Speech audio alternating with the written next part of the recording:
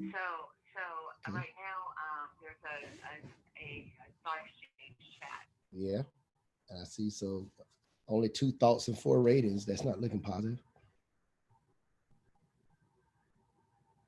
Do you see that? Right, I'm gonna quickly because it's our voices are showing up on it.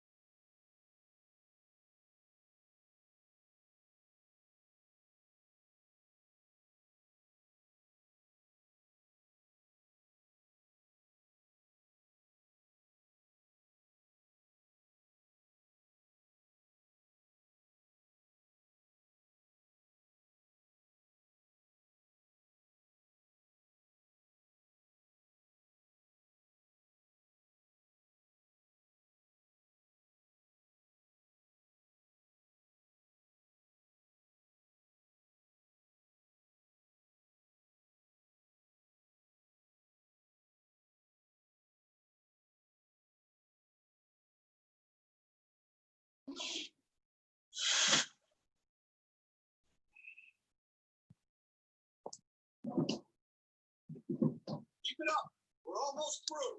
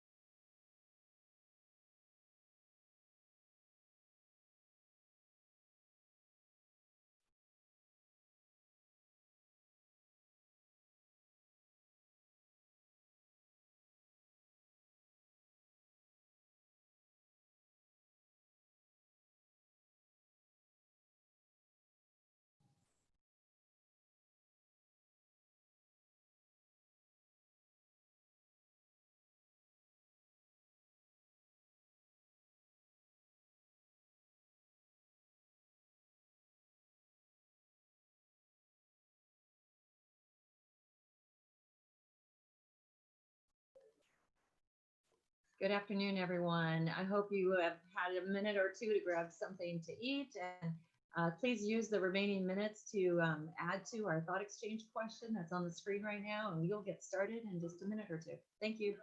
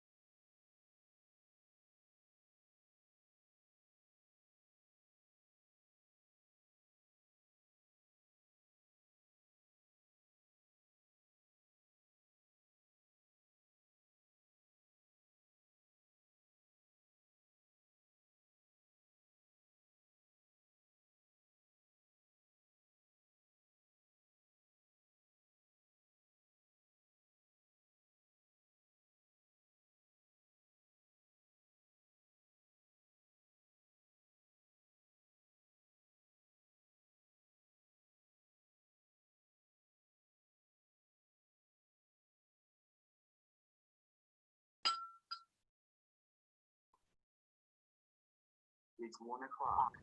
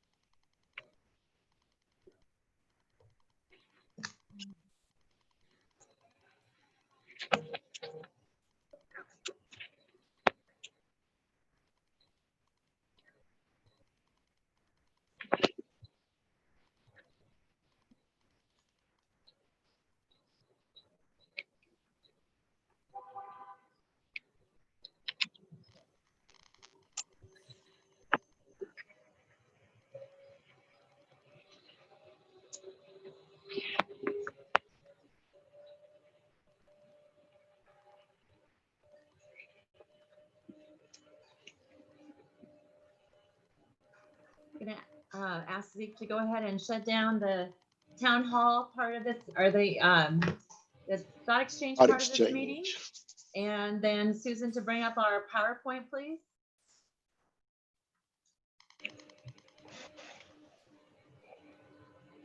Sorry, just one moment on the PowerPoint.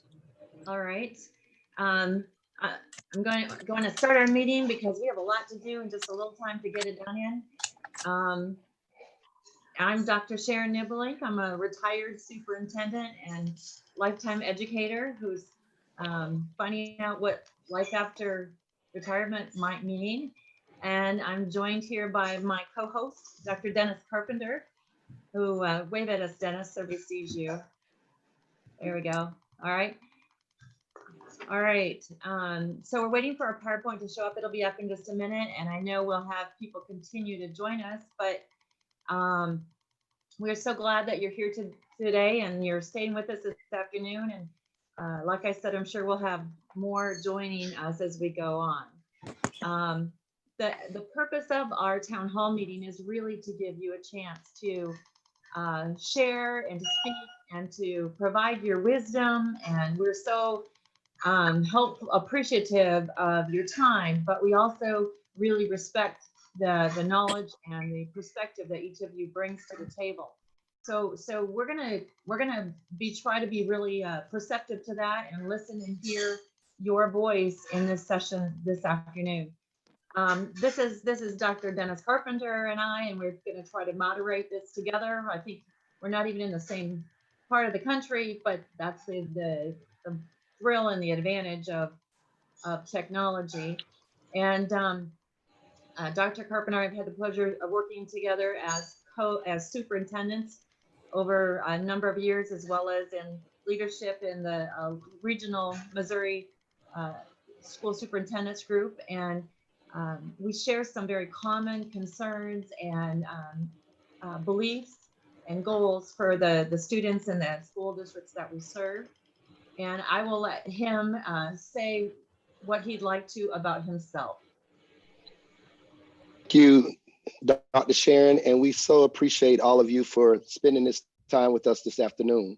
One thing that really resonates with me is the sacrifice that everyone has made to really participate in figuring this thing out that we call school in this age of COVID. So thank you for your commitment and your time today.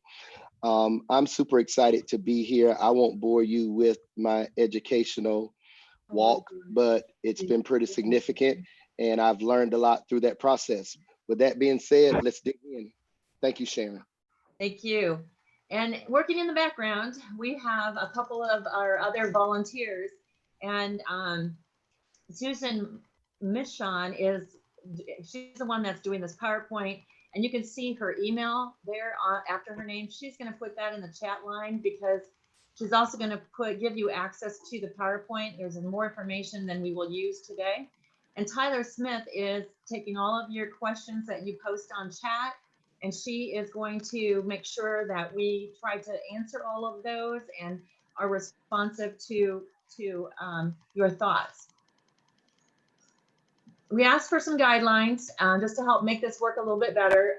You can use the raise hand function, or you can also put things in chat, and we will respond to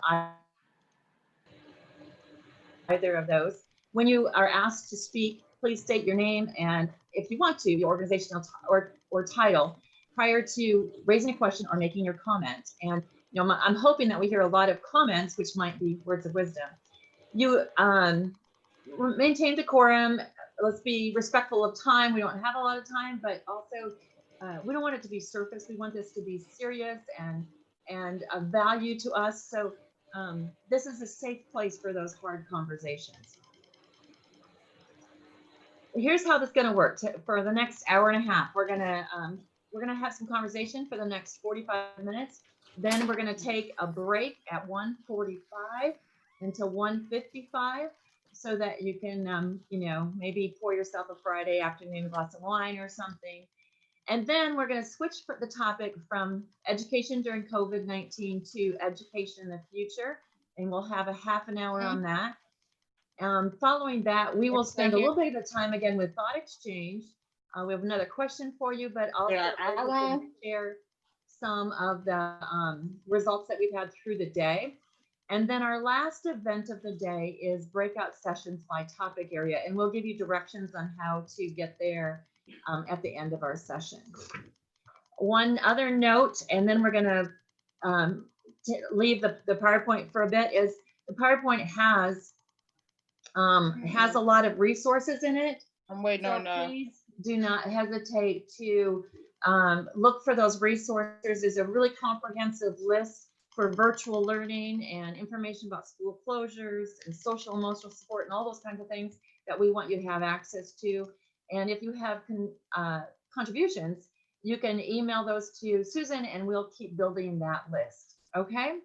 All right, so we're going to turn the PowerPoint off for a minute, and Dennis is going to move us forward. Absolutely. Let's get started. So as we think about the time that we spent together today, I guess let's just dig right in. What has resonated with you over the course of this morning and into this afternoon? What are some of your biggest takeaways, and what has really resonated with you as program participants?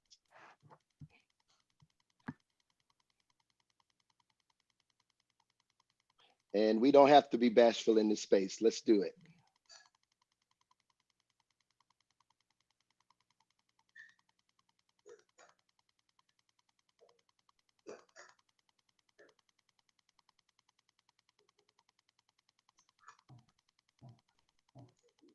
Is someone willing to share their biggest takeaway? Dr. Carpenter, are you giving us permission to unmute to speak? Yes. Yes, sir. Absolutely. Okay. All right. So you got something to say, speak up and unmute. They want to hear. After listening to everyone speak this morning, I thought it was an excellent panel. I think the concern still remains, how do you deal with urban kids and being available for online and make it an effective online opportunity? I still think districts as well as states, it was nice to hear Margie Van Dieven Commissioner from the state of Missouri respond to the challenge that the state is looking at, dealing with how do you identify where kids are currently when they go back to school in August? How do you know what kind of academic skills are they going to bring to the table during that time? Absolutely. That is a great sentiment. How do we really know that we're being effective in this new online space? So I think about it first, and I also hear that comment as it relates to how do we assess students in terms of where they are when they return. One of our speakers today was pretty clear that when we receive our students in the fall, we will have missed about 6 months of time with them. And that is pretty significant for our young people and young learners. So you raise a very good point. And we also have to think about it in terms of an after action review, right? Put another way, what worked and what did not work last spring. And once we work through that, there's the opportunity to think through what we can do differently. I think about platforms and the technical aspects of the work, but then there's also this notion of which kids needed what in this situation. And that is an equity issue. So great point. I always think about there's a parallel for me between this issue and the issue that our schools face with mobility. And when you have schools that have 50% mobility, you have students coming, going all the time, and teachers are constantly trying to figure out what does this student need. And I think there was a little reference from Dr. Van Dieven this morning about providing some tools to assess that. And on one hand, I feel really strongly that teachers need to have that information. On the other hand, I think there's a sense of relief that we don't have to be so driven by assessment that measures schools and districts and organizations, even though that's important. What's more important right now is meeting the immediate needs of our students.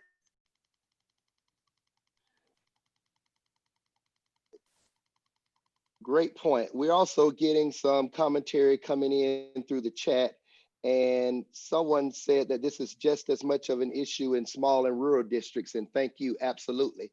I could also argue that the issue could become more complex in those settings when we think about technological availability around broadband and the like. So absolutely. Let's get into the— Can you talk about that a little bit? Absolutely. So when we think about inequity, right? We think about inequity in terms of where do we have, I think about digital equity, where do we have the fiber that we need to connect kids? Even if the district were willing to provide a device, to provide a hotspot, we know that there's certain areas that do not have the digital equity necessary for that technology to be effective. And unfortunately, we know that some of our most marginalized communities, whether they be rural or whether they be on the wrong side of the tracks in an urban setting, they're slow to provide those resources in terms of who we serve first. And that's what we experience as we talk about inequity in schools and in our communities, unfortunately. Great points. I'm interested, Keith, would you be able to share a little bit about your perspective on that? Are you still with us, Keith? Are you saying Pete or Keith? I'm sorry. I'm looking on oh no, Kathy, it's Kathy, I'm sorry. Kathy Mills, are you able to share a little bit from your perspective?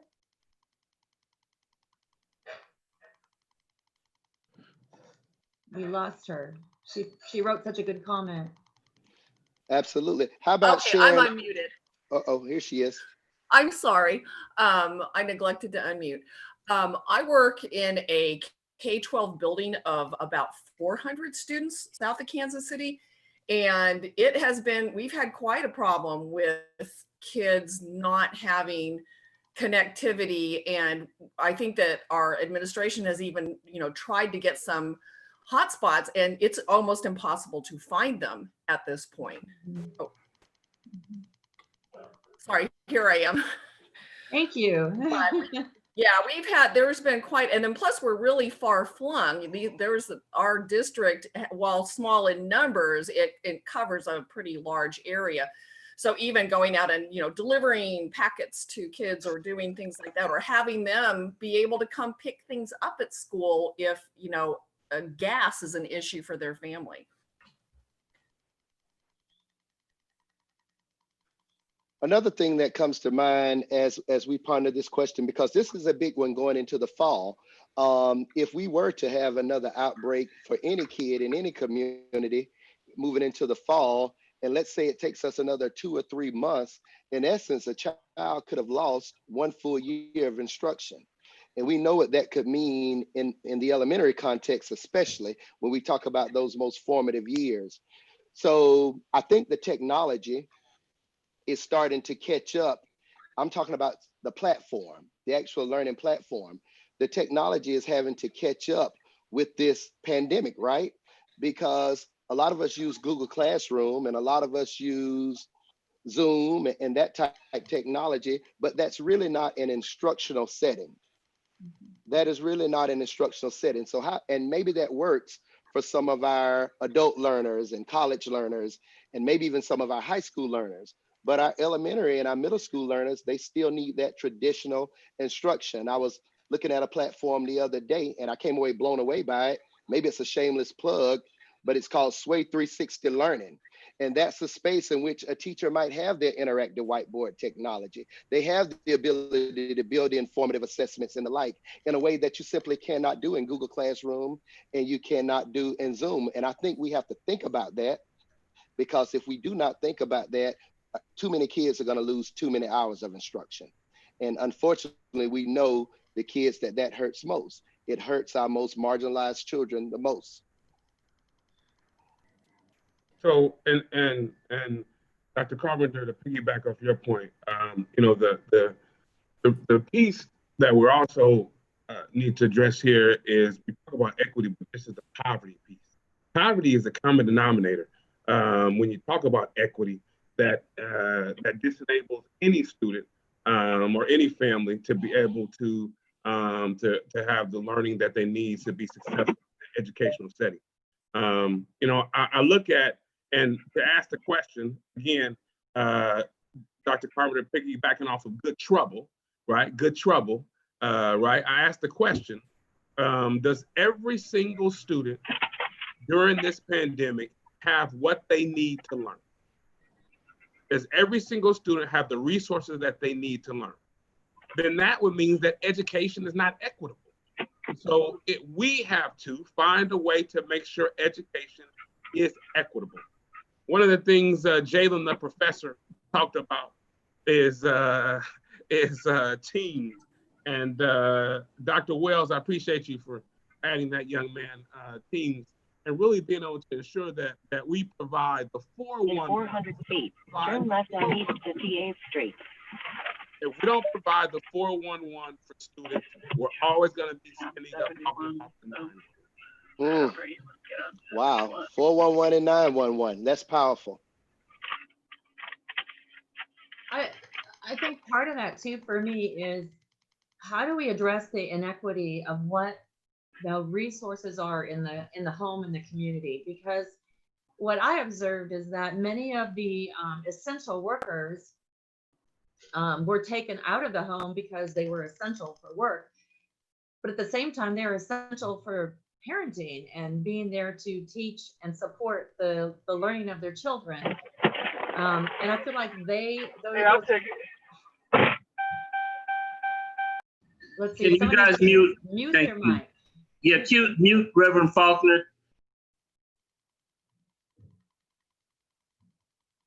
Are we good? Okay. All right. So it's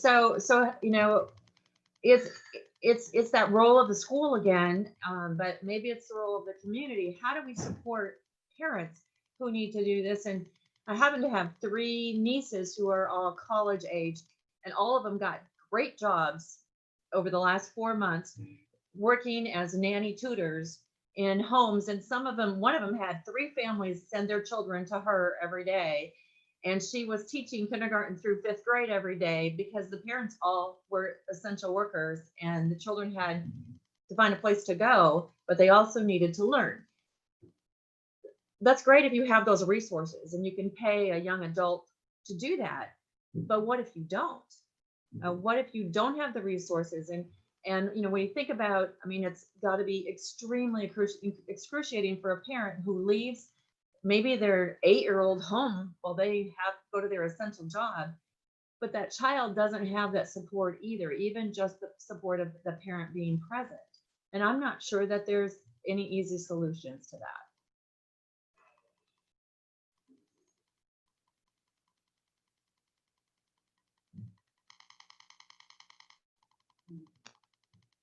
Let's see what we have coming in to the chat box.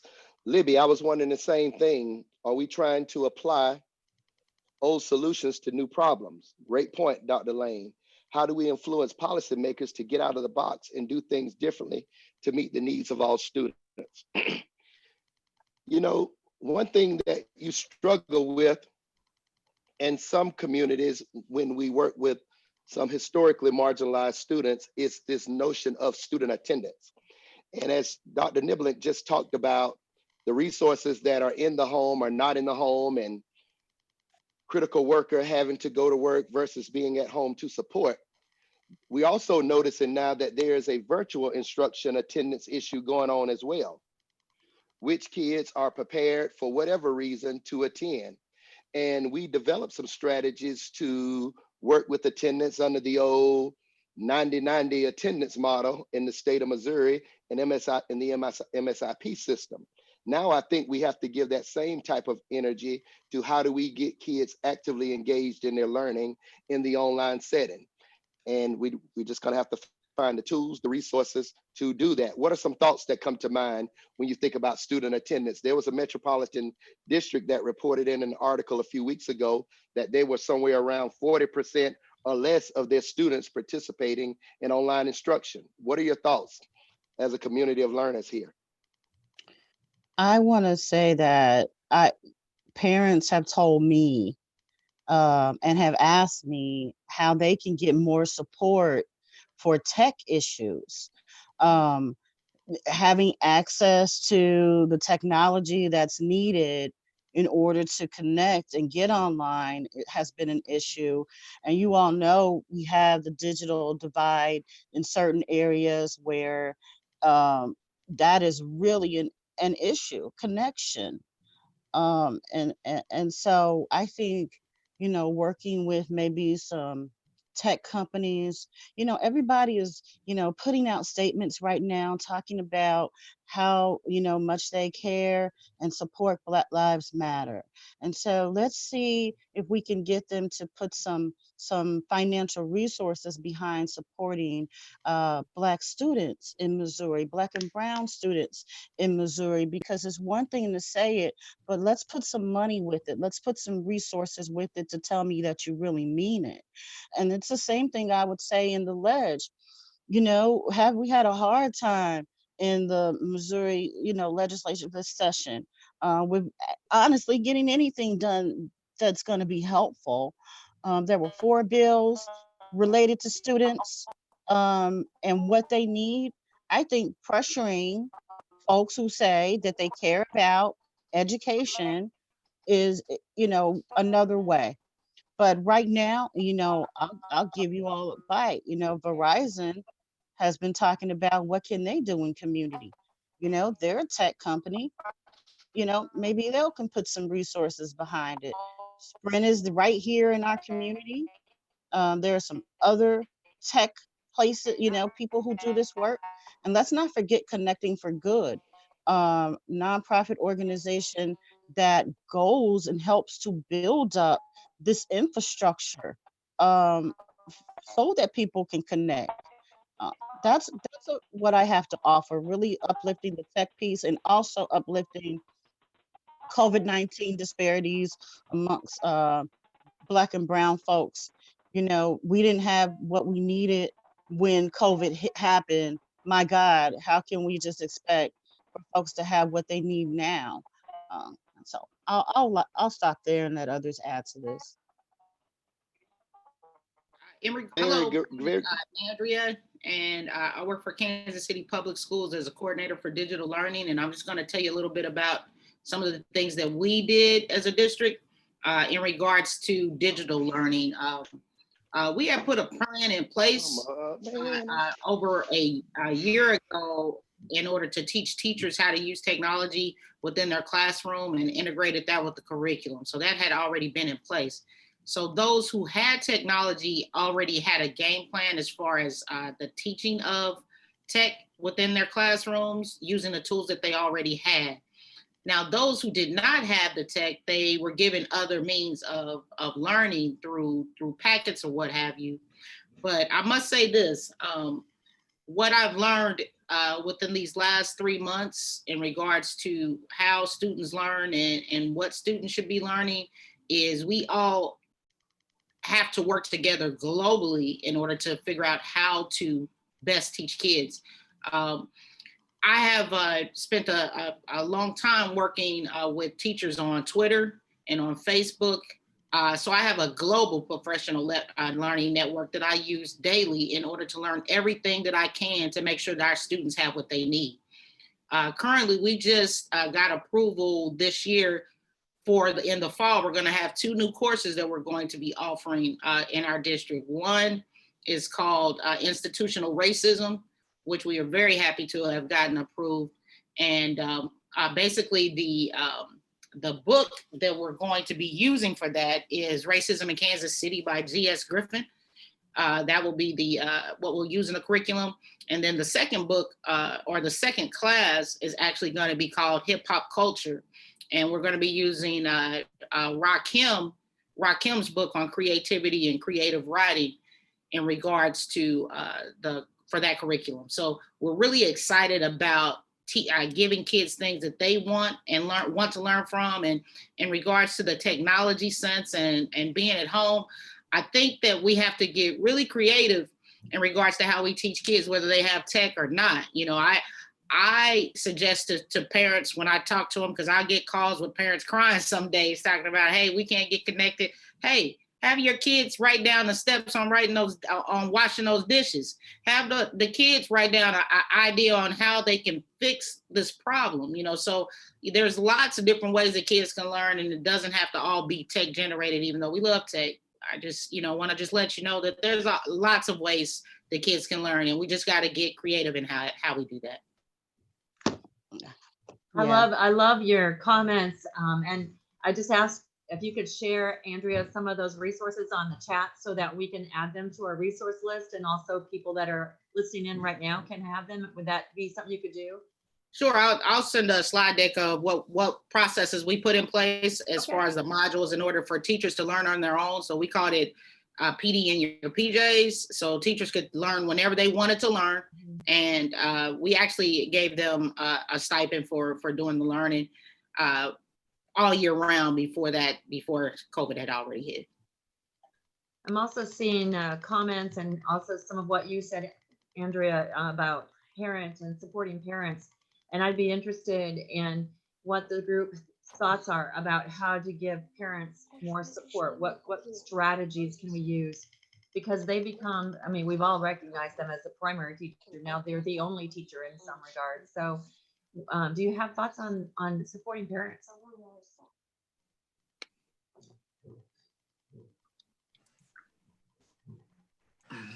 So, so okay, I chime in here as a parent of two students and as a district administrator. I think we need to start looking at the reality of this new environment we live in. Parents kind of need some professional development too on what they need. And one of the things that we've talked about in my building is providing some workshops for our parents, both virtually and in person, to prepare them for what the future could hold in education. Are we going to go virtual again? And if we are, how can we support them? We're creating online environments and spaces for our parents where they have access to more resources than they've ever had before. We started creating and building a page exclusively for our school that addresses our unique population and the needs of our students. And so we're looking at broadening our community and pulling those parents into the building more than ever to help them prepare for the different things they're having to face now. Hey, Dr. I'm glad to hear that, Bryant. Dr. Carpenter, Dr. Niggling, can I offer a suggestion? This is William Wells. So Absolutely. we know funding is a big part of this, right? And where that funding is allocated. And so I heard somebody talking earlier about kids having PTSD. That happens in urban and rural communities.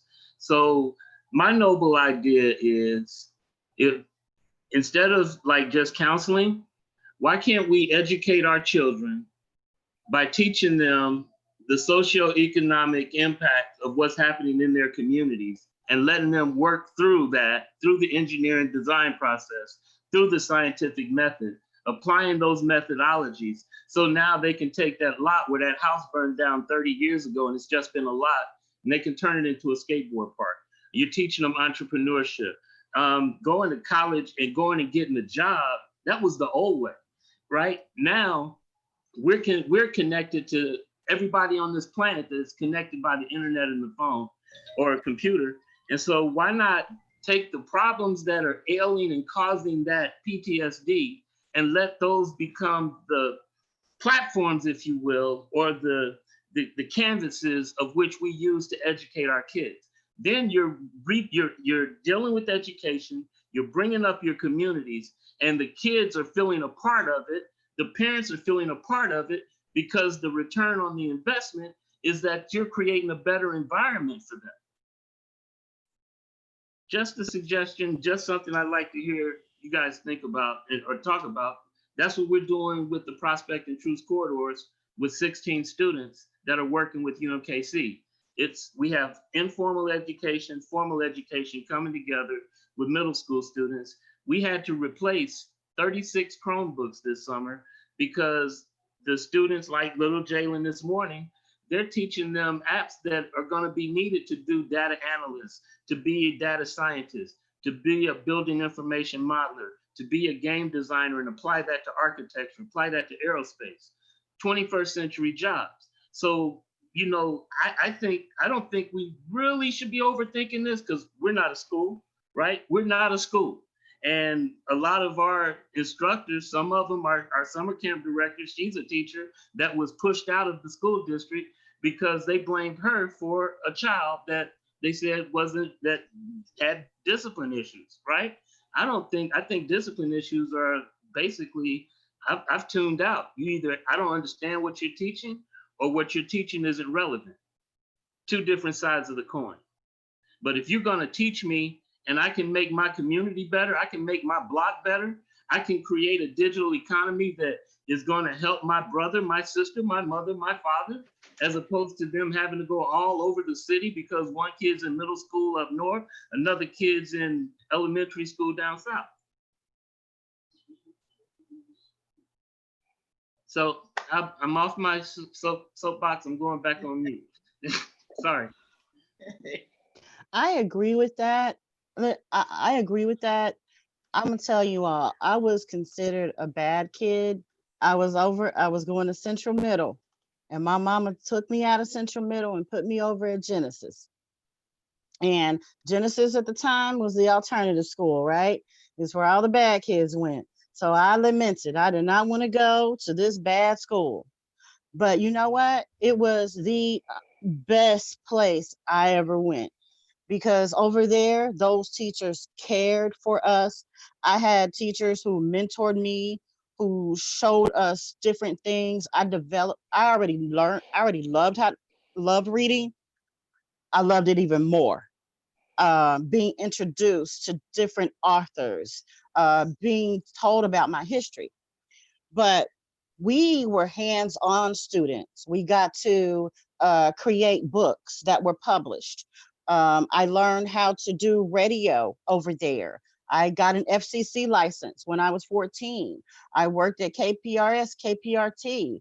Other students went through the radio program. Mamie Isler was a blessing, and Alan Dubois, who ran the school, because they saw the students needed more than just sitting in these chairs and reading these texts. We were allowed to move around, which some schools, they don't want you to move around. Mamie changed the way even students responded. We didn't use the bell. They started with drumming. It was beautiful. And I know right now that studio that was built is still sitting over there in that building. Probably nobody's using it. So being able to be hands-on is really, really important for us. We thrive in that way, with being able to learn something. So I second that. Our kids need that. And we should develop more of that type of instruction.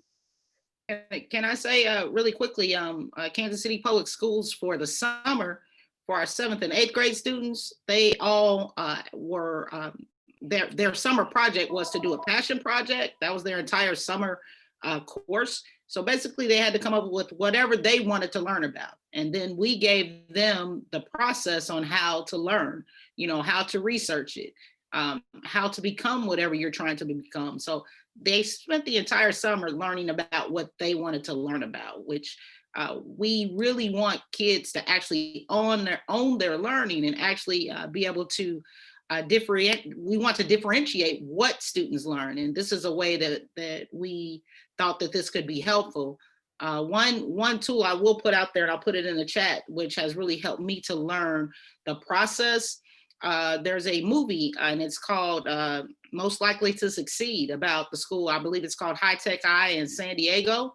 And basically that kids learn through projects. And it was just an eye-opening experience to see for me in regards to making my practice better. So I suggest you take a look at that movie. It's on, I know it's on Google Play, I believe, but I'll put it in the chat. So just another tool out there.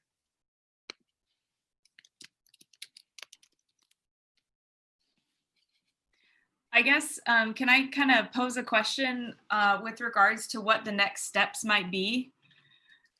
I think this conversation about immersive learning experience and problem-based learning is so critical. And I think kind of this moment is actually a great opportunity for launching education into having these, the education community into having these conversations. And I can't help but wonder, I keep thinking about Kathy Mills, you brought up kind of a question earlier about, even just still having difficulties with accessing technology for continuing this online learning. And I wonder, I think we as a community of educators here in this panel right now agree and are definitely on the same page about where our learning might be heading for our students. But, I wonder about what the next step is and whether it's, where this collaboration can come from the greater Kansas City metro area. That includes our outlying rural areas. And I just can't help but wonder, is that next step within all of these district leaders? Because what's normal and standard and acceptable in District A, oh, sorry, here's my video. What's normal and standard and acceptable in District A can then be normal and standard and acceptable in District B and C and down the line. And I think that's an important next step as a community to kind of bring this conversation and extend it out so it becomes normalized and something that can actually begin to happen.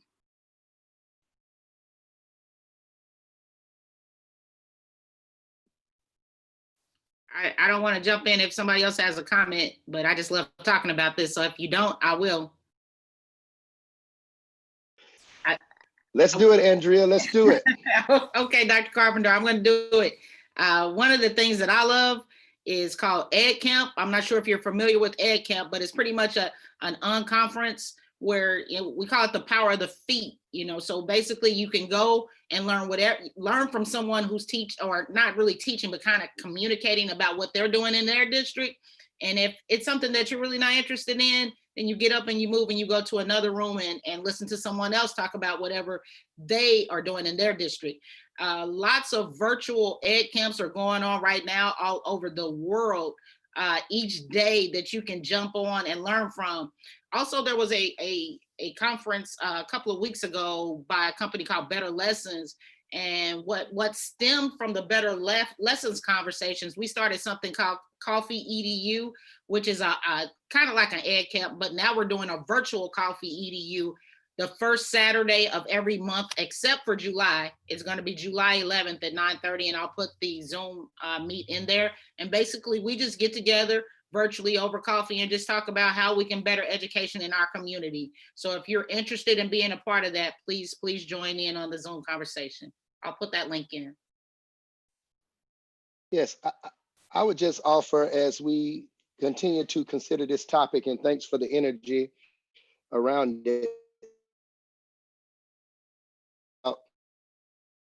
People, and I'm kind of thinking about Maslow's hierarchy of needs, and we're thinking about COVID. She's still going to be in the air come fall, and there's some opportunity coming up in the state of Missouri as early as August to really start thinking about this notion of Medicaid expansion, because there's so much trauma and so much hurt in our communities right now, and I worry that we rush to get young people to school, and in Black and brown and poor communities, young people that we know are doubling up in housing and the like.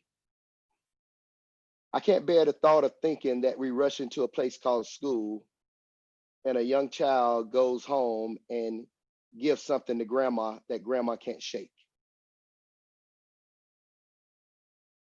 And these are the conversations that we have to have, even as we're having the instructional conversations and we're having the conversations about getting kids caught up and the like, because we know from a proportionality standpoint, the likelihood of that happening in a Black home is a whole lot more than the likelihood of that happening in a white home. And we also know that most of the decision makers that are making decisions about to open or not open in school districts, the highest levels of administration, are white folks. So this is something that I think we should ponder and consider. And this is definitely a time for us, all of us, to use our voices as we make these critical decisions as we move into the fall. So I just wanted to offer that and see if anybody wants to build on that conversation or just say, Carpenter, leave that alone. I think that's important to build up on, honestly. We've been talking a lot about that in my circles. I'm a doula too, amongst working for ACLU and a community health worker. So we are, of course, paying really close attention to this. We never saw a flattening of the curve. We never saw that. And so just overnight, we got 200 plus new cases in Missouri. Other places around the country are now going to be re-implementing stay-at-home orders. My office isn't even going to consider going back into the office until maybe sometime in August, where we will talk again to reevaluate. And we're not going to make a move unless it's based on science. And right now, science is telling us this is not the time. And so I think it's right that we should be fighting for, Medicaid expansion. I have organizing friends who that is what they're doing. ACLU, we're going to be supporting that. I'm going to be sending folks out to actually knock doors and canvass for that. And just think about, even if COVID wasn't the issue, our children need this.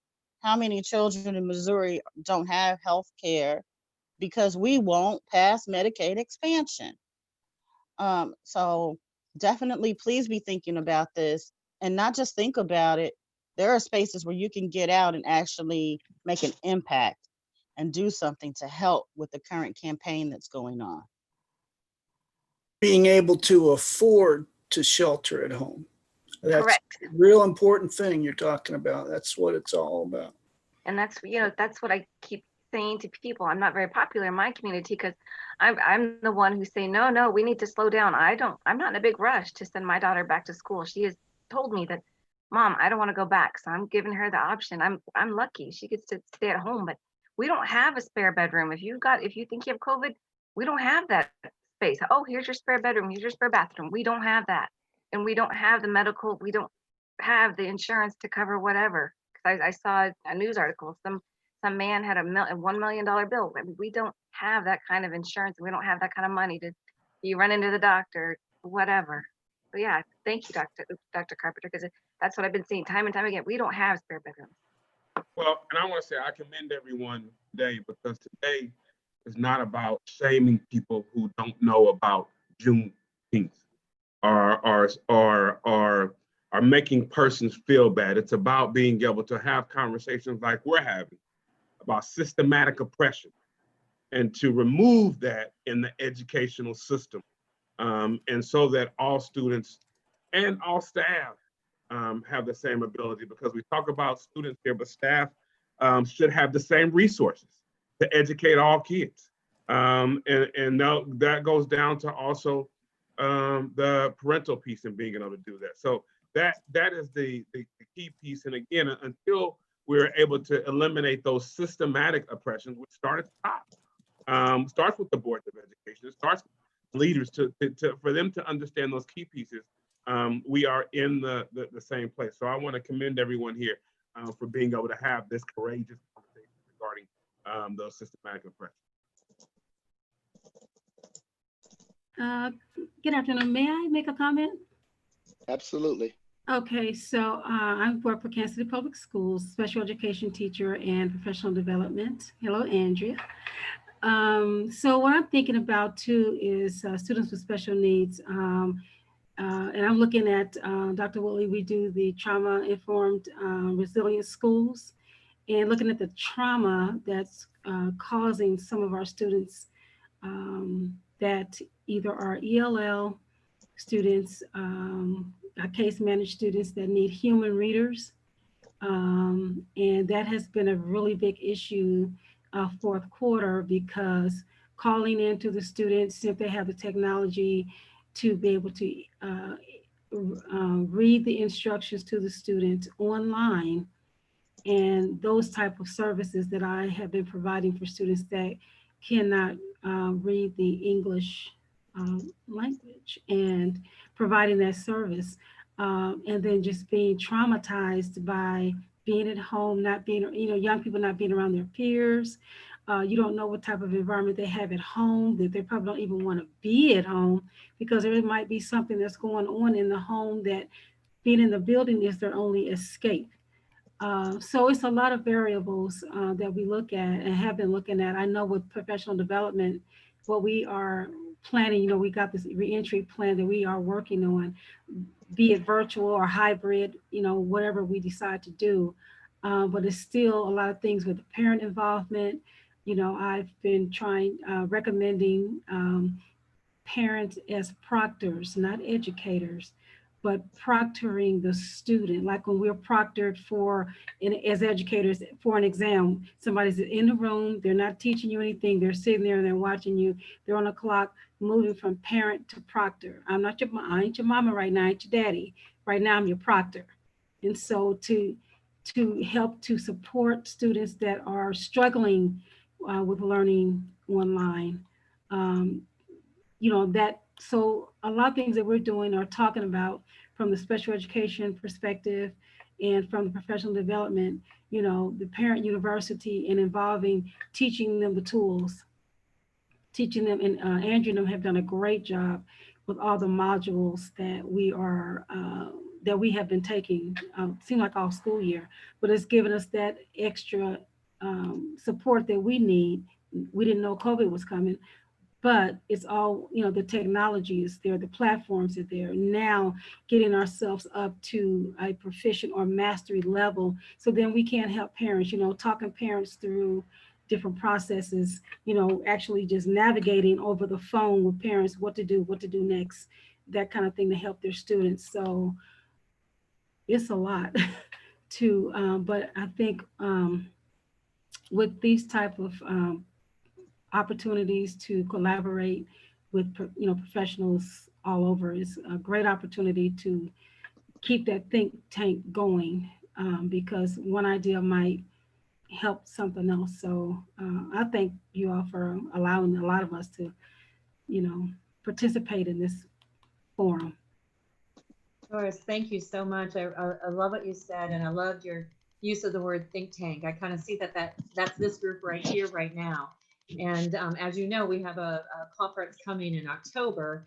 So, this is all headed toward that. And so your thoughts will become part of what happens in October. And hopefully some of you choose to take in an even more active role. We are scheduled for a short break until 1:55. And, I think breaks are probably important, but Eric, maybe you could throw the questions up on Thought Exchange, because we're going to look at all those results after 2:30 when this ends. So when we come back, we're going to start with what are the priorities looking forward to the future? Okay. And Dr. Carpenter, I will see you in about 7 minutes. Okay. 1:55.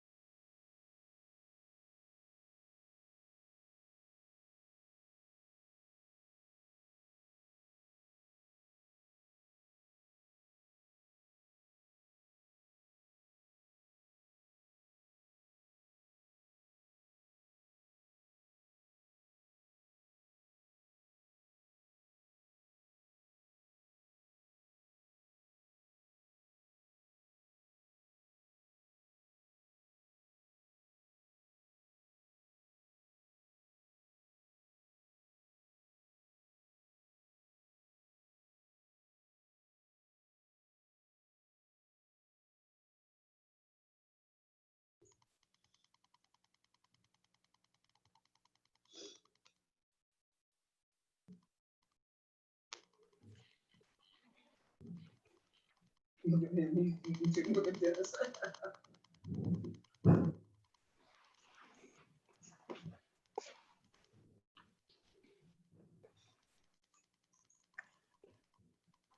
know what's going on in your house. So how was that 7-minute lunch break, folks? Plenty of time. Well, That we really- reminds us of schools. Yeah. Yes, I'm a teacher and I get 25 minutes for my lunch break, including getting the kids out of my room into the lunchroom. I'm always amazed. I remember those days, but I don't think I could do it anymore. And the kids have to stand in line to get their food. And they have 25 minutes. Well, and are those lines going to be 6 feet apart now? Not in a regular school building. That's not enough room. Probably not in any school building, actually, huh? Well, now they won't have to leave your classroom because it's all going to be in your room. Probably right. Yeah. I'm honestly okay with that personally, but I also have one of the larger classrooms in my building. It's a new world. We are currently trying to figure out if we go to restricted class size, how are we going to make our classes smaller with the same number of teachers, the same number of students, and the same number of passing periods and minutes in the day. So everyone talks about that new math. We're literally inventing math as we try to figure this one out. I don't know because I'm not an expert, but the only thing I can think of that would work with that is doing hybrid, where some students go online for part of the day or for some days each week, and then they spend time in the physical class other days. Yeah, I'm in KCPS, and they sent out a survey to the parents and to the staff asking if they wanted to go virtual, hybrid, or in person. And so we're waiting for those results to come back to see what it's going to be. But I agree. I think the hybrid model is probably the best model for the current situation. Obviously not the best model overall, but smaller class sizes, I think that's the only way you can make it work. Well, Yeah, I do think there's a window of opportunity here that should not be missed, you know, and the opportunity for a smaller class size has all kinds of positive repercussions. And you know, gosh, I think there's a door, not just a window open, but a door. I did notice that well, Center School District also did a survey. Maybe some of you saw in the news that Columbia, Missouri is giving parents an opportunity to choose either all online or all in person, which is an interesting choice. And Raytown, I believe, someone can correct me if I'm wrong, is looking at giving parents 4 different choices. Or no, I think they have 4 different plans. Mm-hmm. And so depending on what happens with COVID, it'll be plan 1, 2, 3, or 4. And those plans range very similar to what we've already talked about, either completely online, completely in the classroom, and then some hybrid versions in the middle. Well, I'm worried because, like what Dr. Carpenter hit on earlier, you know, why are we going to make the decision we're making? Are we making the decision because it's the most convenient decision? Or are we making the decision that's right for our population, and how are we going to mitigate that risk? Like I'm terrified when I think about my staff and I think about my students and who they go home with and who's going to get exposed to what. Am I going to have a mass outbreak in my building? My building is in District 5 in KCPS. You know, we're one of the hot spots, and there's a lot of concern. How are we making this decision-making process? And I hope people take that into consideration. But I agree with what you said. We are in a spot right now where we can completely rewrite education. I've told people this is the largest educational shift since the Industrial Revolution. And if we go back to the way business was before this, it'll be a shame, and it'll be the biggest mistake we can make. This is a golden opportunity to change things for the good. Yeah, and if we do go back, I mean, it will continue to exacerbate the achievement gap, the ways in which we are not delivering equitable education. And it's just added more fuel to the fire. So right now really is the time to reimagine what that looks like. I mean, when you look at the achievement gap, and I mentioned this earlier in the dignitary lunch, is that, you know, a lot of urban core kiddos lose a lot of what they had known over the summer. Well, we just made that summer a lot larger. So I anticipate that, plus the economic toll that disproportionately hits more marginalized communities, will continue to exacerbate that achievement gap unless we do something structural to make that change happen.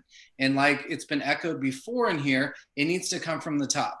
So I'm in KCKPS, and we wanted to do a blended type model where kiddos would come A on Monday, break on Wednesday, B. And, you know, my superintendent said, absolutely not. You have three options: all in, all out, or parents choose one or the other. And that was a lot of us that had been working hard on creating some of these plans being told, nope, the plan that you actually preferred, we're not even going to consider it. So that came from the top, even though so many folks from various levels within the district and parent and student input was kind of being ignored in that space. Well, the challenge as I see it also is, how much time does it take to effectively educate a young person? And we know that that differs as it relates to a child based on the background knowledge they bring to a place called school. And when you think about these hybrid models, are we going to introduce a model that's going to get a child less direct instruction? And can our urban youth thrive in that environment? Can our traditionally marginalized students thrive in that environment? So I hate to be a broken record, but when I talk to the folks from one platform that I was made aware of, they introduced this concept of an A day and a B day, but because of the way their technology is set up, the child that's at home or not in school on the B day, they can also access the classroom in real time. So it's not that they don't get instruction unless it's a school day for them. They're in that classroom watching the teacher deliver live instruction, even on a B day. Also, I think we have to reimagine our school spaces. What does that mean? That means if we're not utilizing a lunchroom or a gymnasium during certain periods of time, can we provide paraprofessional support in those spaces, have the right technology and platform so that that student can be experiencing his or her classroom while in the gym? Because we know that when kids go home, oftentimes they don't have the resources and supports they need to stay engaged in the learning experience. So when I saw this Sway 360 Learning, I'm sitting here saying, if you're Zooming or you're Google Classrooming and you're not doing something like this, you are exacerbating and you are contributing to inequities. Because I have some children, and I just happen to have the smartest children in the world. I'm sorry, but I do. But they didn't get what they needed in the last 2 months of school. They checked in with the teacher on Zoom. They completed some assignments, but they did not get direct instruction. And a second grader needs direct instruction on 2-digit by 2-digit addition. They just need it.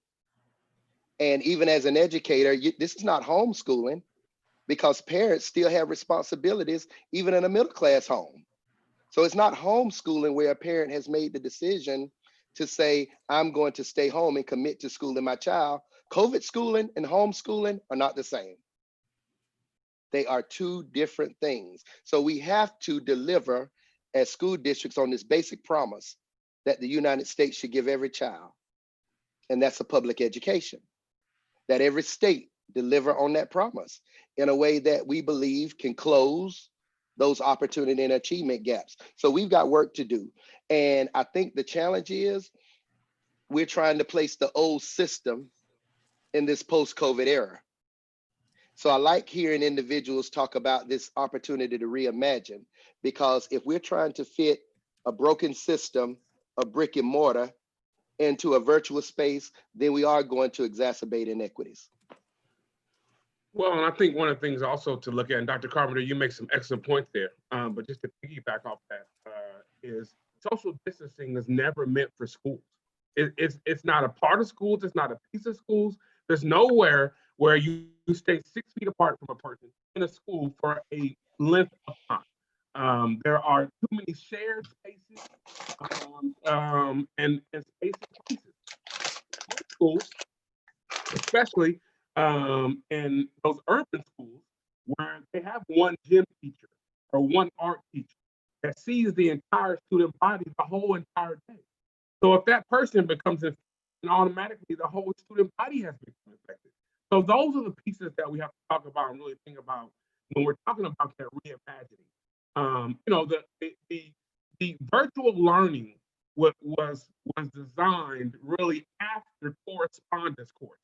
The correspondence courses were developed in the 1950s along with Postal Service. University of Phoenix in the 80s developed virtual learning. So we need to go back to where we were and talk about really the genesis on how we develop a system where all students can learn. The problem with the A-B module is you still have COVID learning, Dr. Carpenter, your word, not homeschool learning, COVID learning on a B day, which is not any learning at all. And then the last piece is, guys, we're really discussing, Tyler, thank you for helping me out with this, but we're really discussing school and loss of life. Is loss of life that, is school that important that we're talking about someone losing their life?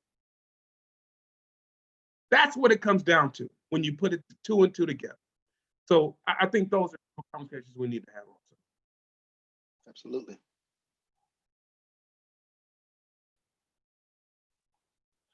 Sharon, where do we go from here? Gosh, we just need answers, right? Yeah. You know, when you think about it, so you know, that balance of loss of life, and I was thinking about some of our families and kids, and how many of them are raised by grandparents, and their grandparents are even more susceptible than you know the one generation above the child would be. So there's some heavy stuff there for us to think about. And I was thinking about what Kevin said about starting at the top, that we have to have people at the top, and I agree. But how do we engage those that have the power in supporting what our kids really need? How do we get them? I mean, I have it in my notes labeled as self-interest, and I'm sorry, that's not, I'm going to call it what like I see it. How do we get those who have power to support what our kids need in education? And I think hopefully they will look to all of you for answers. So we have, it's you know, our job to come up with what that vision is. And then it's our job to convince them. So when you think about it, what do you see as a vision? What would you like to have happen for every child? What would you like to have happen in the fall in the district that you live in and that your children go to school in? Yeah, and how do we do that without fear of retribution? You know, like I'm on that task force, but then when my superintendent made a decision, you know, is anybody gonna stand up for that? I mean, I think that a lot of us probably in the Zoom have all been pretty vocal and have faced some pretty stern backlash. I mean, Dr. Carpenter, you know, I mean, like there's been folks that, I don't know, stand up for what we believe is right, and the courageous voices a lot of times get drowned out or shut down. I don't know how to remedy that. What's the name of the guy that just wrote the book in regards to the guy that's in the White House? Oh, Bolton. Bolton. Yeah, Bolton. Bolton. Okay, so Bolton wrote the book, but Bolton didn't do anything when he was there. Right. So we have to do something by any means necessary because it's about kids. I was in a conversation yesterday as we were writing curriculum for a class, and I told this teacher, I said, hey, I'm going to put together this virtual Bitmoji classroom so the kids, I want teachers to start thinking about how their classroom looks in brick and mortar and to create a virtual one online that looks kind of like that. And then they could have hyperlinks to some of the assignments that they need to do so they could see them and see the video of a teacher teaching, put like a computer on, you know, anyway. That being said, he was like, well, please, you know, don't tell them that because then that's going to make us all do it. And I said, well, I'm sorry to hurt your feelings, but it's about kids. I could care less what you think. Yeah.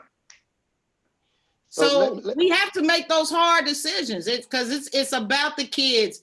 if it's not about the kids, you know, I tell teachers when I used to teach, I used to be the trainer for new teachers when they came into the building, came into the district. And the first thing I would tell them is, if you don't like kids, work for Ford. But if you love kids and you're passionate about kids, stay. But if you really are passionate, please leave now, because we don't need them being hurt anymore. We have, generations of kids that have been hurt, that have become adults that have been hurt. I had a conversation with a lady at McDonald's in the drive-through about 6 months ago, because I had on a Kansas City Public Schools shirt, and she was like, "Oh, yeah, I see you work there. I wouldn't dare send my kids there. I went there. I had a horrible conversation. I done held up the line selling our district back to her. Okay? Because I know what we're doing, because we have people that are passionate like Doris. We have people that are passionate like Trisha. We have people that are passionate like Erica. And we got to do what we got to do, whether feelings get hurt or not. Dr. Bedell will tell you, Andrea will walk in, not, "Hey, I seen something yesterday I didn't like. Hey, I'm just going to tell you, because it's all about the kids. You got to do what you got to do." And that's a good segue, Andrea, as we think about this question of how do we have our voices heard? Another thing that we're approaching this coming fall is a climate of student advocacy unlike one we've ever seen. Our students in the last 2 to 3 months have seen the power of their voices. They've seen the power of their voices on display both locally and nationally. And I don't think they'll ever unsee that again. So what does that mean? When we think about our students wanting to be heard about what they need and what they desire in a place called school, I think it's going to be more than wanting to be heard. I think young people are now, when we look at the protesters, those were our young people. I went out one Saturday in Kansas City and I stood with them, and several of them were saying, "Hey, Dr. Carpenter." So now it becomes not just wanting to be heard, but here are our demands.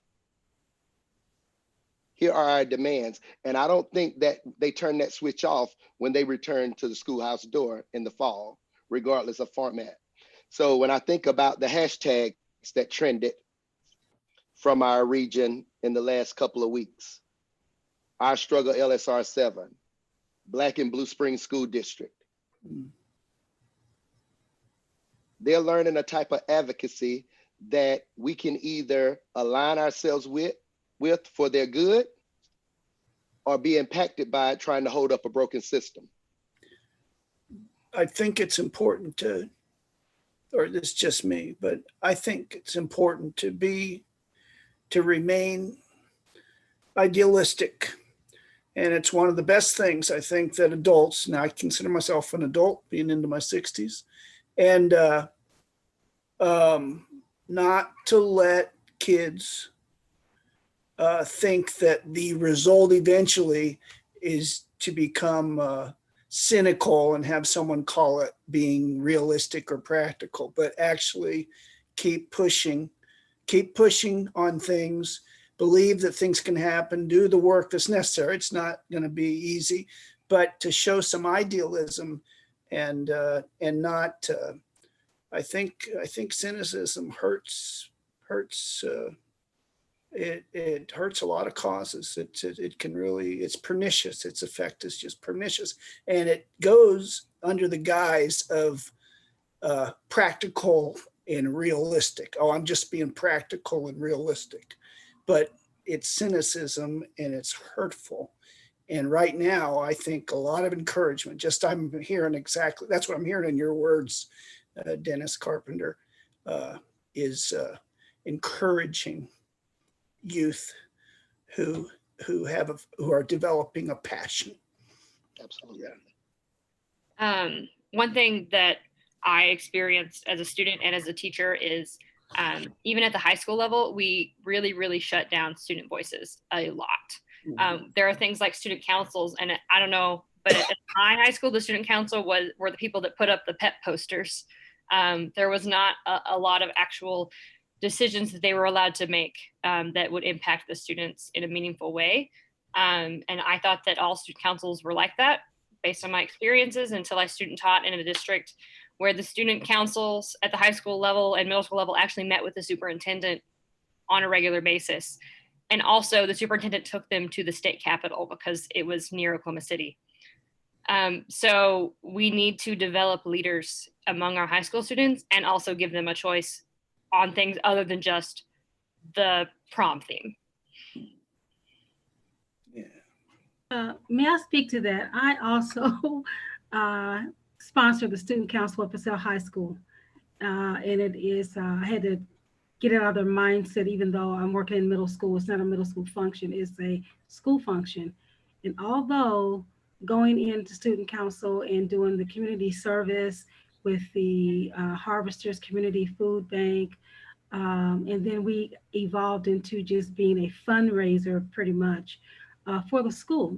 And so we're raising $5,000, $6,000, $7,000 after our bills are paid, and other organizations saying, oh, they're raising this and they're doing this. But when it was time for us to say, you know, I'm trying to teach and develop these young people into leaders, that's the point.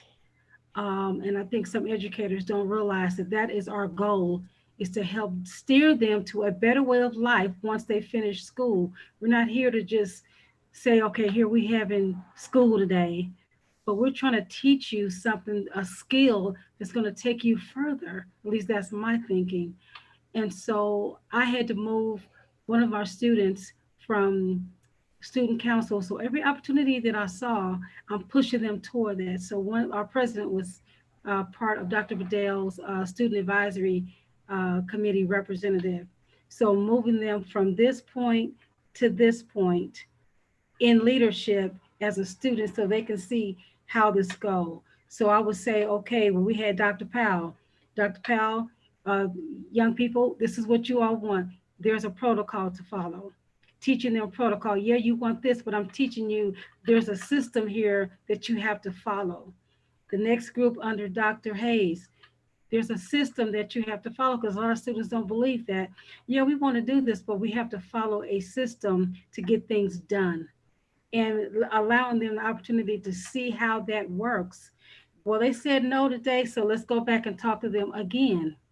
Okay, now we've talked. Now let's go back to them. Let's go to the table again to see what they're saying now. So teaching them to advocate for themselves, to let their voices be heard. And like you said, Dr. Carpenter, this is an opportunity that for young people to put their voices out there. There's no turning back. This is education reform in a way that I've never seen it in my lifetime, even though I'm from the 60s.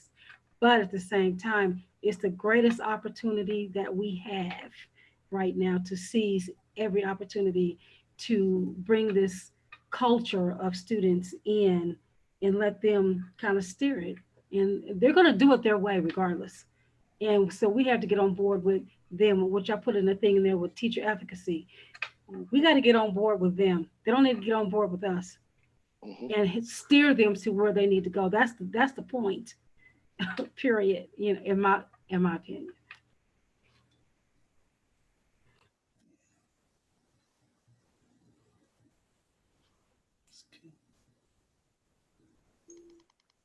I love that, Doris. And one thing that I love about it is, you know, sometimes we get stuck in the system ourselves, and you get stuck in the system and this is the way it has to be done and this is the way it has to be done. But I think our youth will be more inclined to push against that systemic process and ask, well, why do I have to do it that way?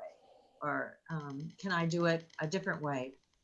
But we talked earlier today about giving our students real life experiences, meaningful work, having them help create and vision the education system that we want to see in place is real work. And, you know, in addition to that, they have the technology skills to really connect with the public on it. And I think they can take risks that might be really hard for a teacher to take, or even an administrator, or even a superintendent to take. But when we get our students and our parents' voice in the picture, and we help them do that effectively, I think those are great and wise words. Thank you for sharing that.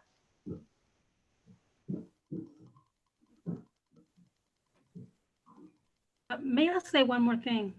Absolutely. My granddaughter attends Summit Lakes Middle School, and so I'm involved with the PTA with Summit Lakes Middle School. She's going to Lee Summit West in the hybrid maybe in the fall, but she's been involved in teacher education in middle school, going to UCM to shadow teachers, a teacher education program.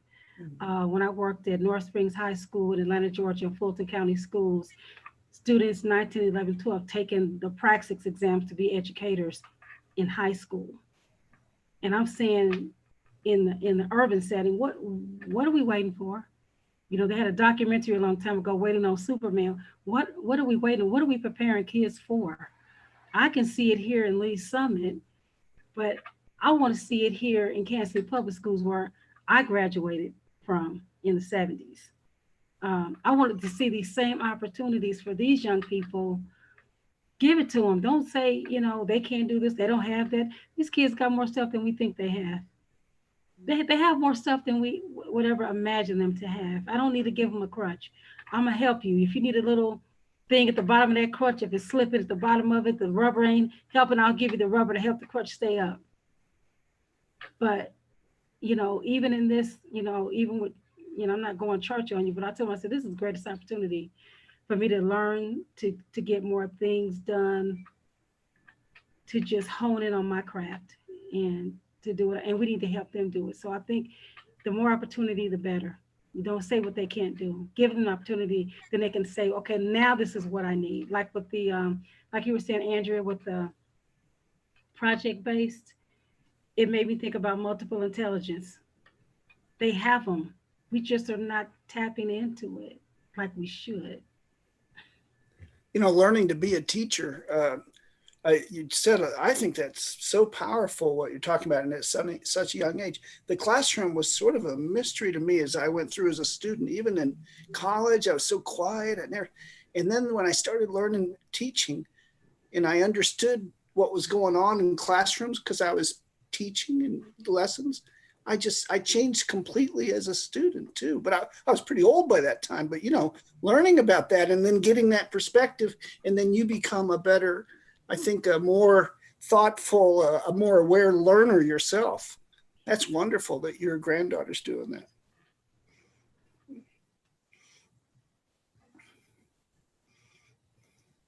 Three years ago, I had the opportunity and privilege to work with Arts Tech. Arts Tech signed they're located at 15th and Holmes. They signed a contractual arrangement with KCPS to take students that had been suspended from regular school, sent to the alternative school, and then suspended from there. Those are the students we educated. And for 2 years, they did such a phenomenal job. The district sent a team to investigate the actual attendance and learning of those students.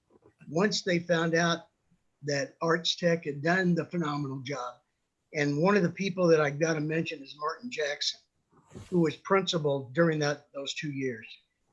The district couldn't believe the attendance was so good that they terminated the program in April 3 years ago because it was making them, quote, look bad. However, the reason that program was so successful began with teachers that had the compassion and caring to deal first with the emotions of those kids, then the academics. And those teachers were phenomenal.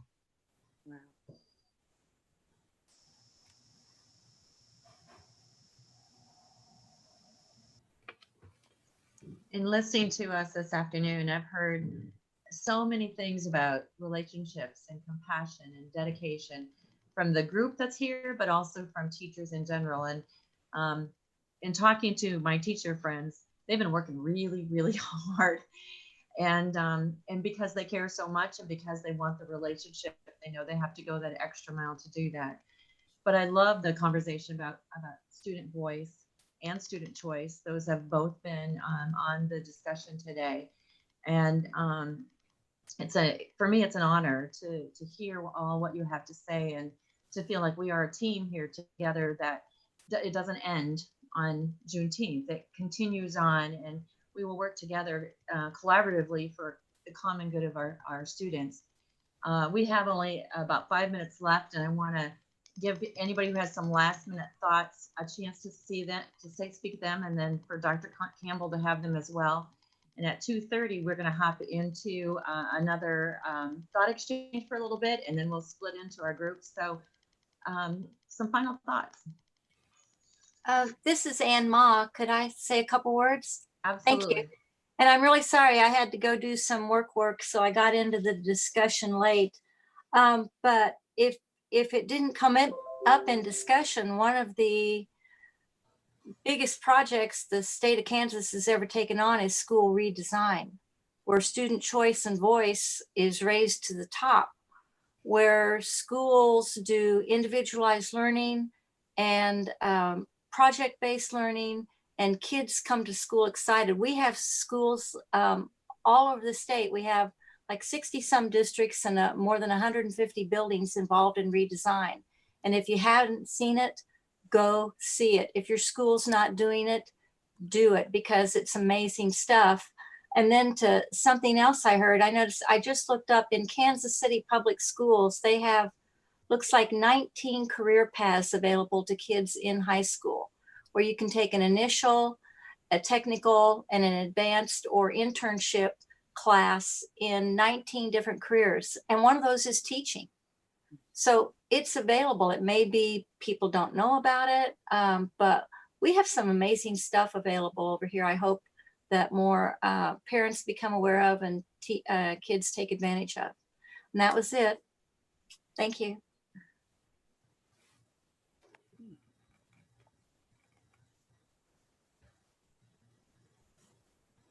I just want to make one last comment, and it really has nothing to do with what's going on here. I just want to send out a shout out to Dr. Carpenter and the work you did with Lee Summit School District.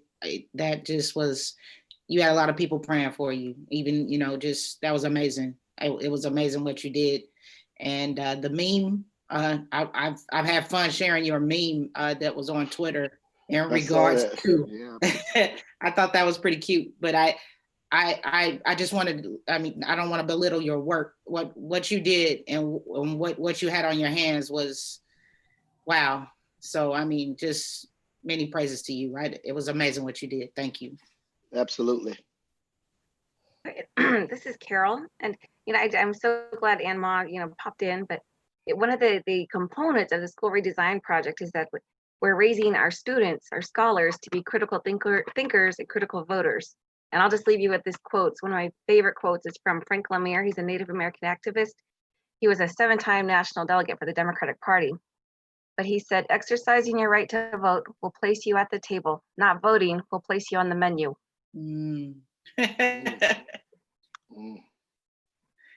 Wow. Wow, this was super cool. This was great. Thank you all for leaning in, and thank you for the dialogue. We were trying to move into next steps because there's some real work. I heard Kenny Rodriguez say this may be one of the most difficult school years ahead that we've ever experienced.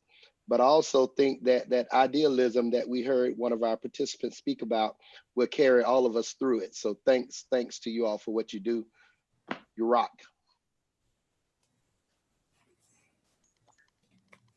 Yes, thank you. Thank you so much to all of you. Thank you. And we're going to flip now to Eric Tennyson. Is going to pull us up on Thought Exchange again. And then immediately after that, we will give you directions about the breakout sessions. Awesome. Thank you. And I really appreciate it. It's nice to see you again, Dr. Carpenter. What's up, Eric? We'll have to do barbecue again next time. I'm in I know, right? Neck of the woods. Awesome. So if you haven't had a chance, this is a great segue for this conversation. And we're going to use these results to really share out, try to come up with some actionable items from these as well. But if you could go in and really just tell us what do you want education to look like based on your individual needs. So we know that those are going to be different for every single person, even included in this conversation. So you can include things like inequities, challenges of community relations, curriculum, discipline, all of those. But yeah, participate in this exchange. So we can hear everybody's voices. The more diversity of voice we can include in a conversation, the better the results will be. So thank you so much. Thank you, everyone.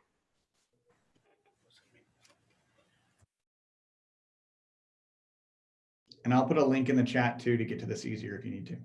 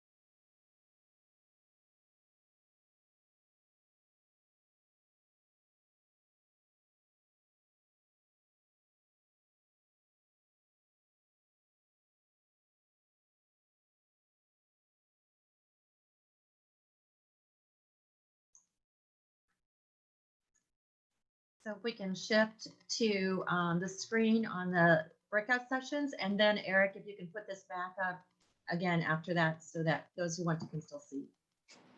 Sure. And this is Susan talking right Yeah, now. sorry. Susan, pronounce your last name for me. Michon. Michon, thank you. Yes, Susan's I know been- it's a tricky one. Susan's been doing Okay. awesome work in the background. Thank you. So to get, oops, my bad. This is all Stay on my information available to you on that PowerPoint. Yes. So the instructions to access the breakout groups, go ahead to the Esteem Village platform. At the top, there is a button called Exhibit Hall. You can then go to the virtual extension logo. I've noticed a couple of times that there are many other logos, but the virtual extension logo is not there. But I found that if you click on Exhibit Hall again, it will pop up. Alternatively, you could go to the exhibitors link at the bottom of the page and click on Gain Virtual Extension today's date. And here is an even easier alternative. I'm going to put a link in the chat. And hold on a second, let me see if I can. I don't know why, maybe I have to stop sharing my screen to get the chat. 1 second. Susan, I put the link in there.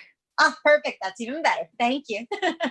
Okay, so hopefully that link will work for you. That's the easiest way. Otherwise, I will leave this up for you to follow. And if you have any questions, of course, there are a couple of names on the virtual extension homepage of people you can contact. Oh, and one other thing. Within the slideshow here, within the presentation to which you have access, I put the link to it in our chat. I went ahead and did the resources. Tyler did a wonderful job during the session of taking some notes. I went ahead and just took whichever resources were mentioned in the chat and put them here.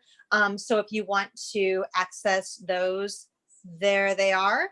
And as well as some other resources that you can use having to do with Black Lives Matter, having to do with just other points with equity and education. So thank you. All right, thank you, Susan. And I'm actually leading one of the breakouts, so I'm gonna say goodbye. And Eric, if you can quick pop that back up, then people who wanna read it, but remember you can read it off your phone and everything too. All right, thanks so much all. Thanks, Dr. Nibelink.